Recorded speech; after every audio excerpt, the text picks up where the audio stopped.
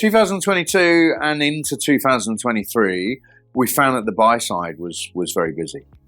Again, mostly market side. Hedge funds, high frequency trading firms, and anything involved with global markets. Actually, we saw quite a lot of hiring. There are a lot of those firms that are growing quite rapidly across Asia who see a lot of opportunity here, both in terms of volatility, but also just in terms of Asia's growth prospects as well. So we're seeing that trend has continued. And so the whole of 2023, we were kept actually very busy with opportunities for lawyers on the buy side. Now, most of them were for global markets lawyers, generally with some derivatives experience. However, there were some for funds lawyers, and there were some for more general corporate lawyers. More general corporate lawyers joining a hedge fund where perhaps the more technical stuff is done by external counsel, and so they do the more general corporate work. So that's not that uncommon. In terms of the banks, most of the banks actually were on hiring freezes for most of last year, so especially the American banks. So there was not a great deal of hiring. The global markets business teams actually had good years on the whole. There was a fair amount of volatility. There's a lot of trading taking place. So actually those teams were busy, and the lawyers supporting those teams were very busy. And so you had, in some cases, banks where they lost through natural attrition, lawyers supporting the global markets teams who then were not able to be replaced due to hiring freezes.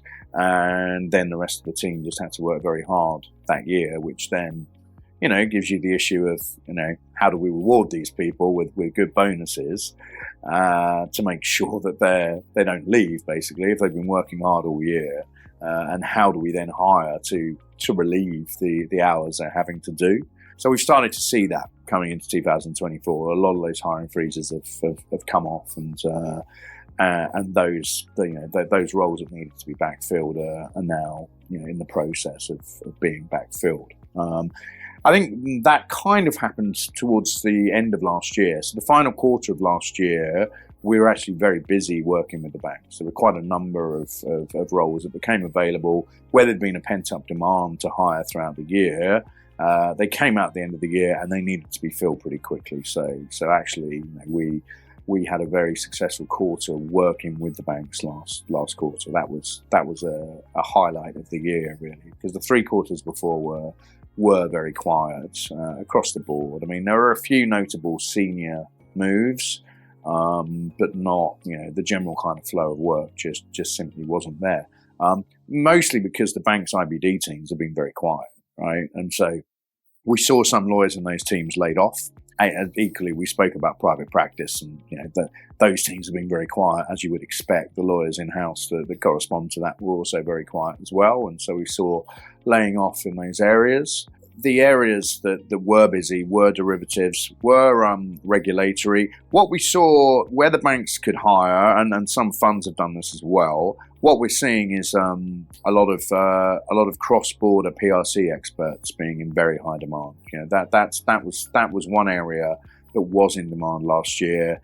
As increasingly it becomes a little bit more difficult to do cross-border work, and so therefore you need an expert there who understands the regulations on both sides of the fence, especially as things get more regulated in China as well, who understands QFII, which is obviously a key source of funds to come across the border. So that's an area that we actually would predict would still continue to be relatively busy. It's never going to be high volume. Teams only usually need 1, maybe 2 of these people.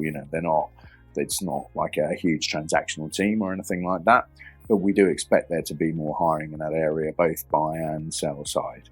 In terms of some other areas that we're hiring, the PRC banks or PRC security houses probably hired a little more than their Western counterparts, but not, again, it wasn't busy, but there was some hiring in those areas.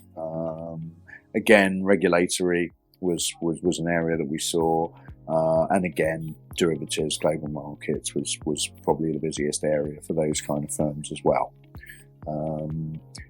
Insurance, retail asset management, stayed relatively steady. Not a huge amount of hiring, but we didn't really see many cuts in those areas either. It was a relatively steady year for them.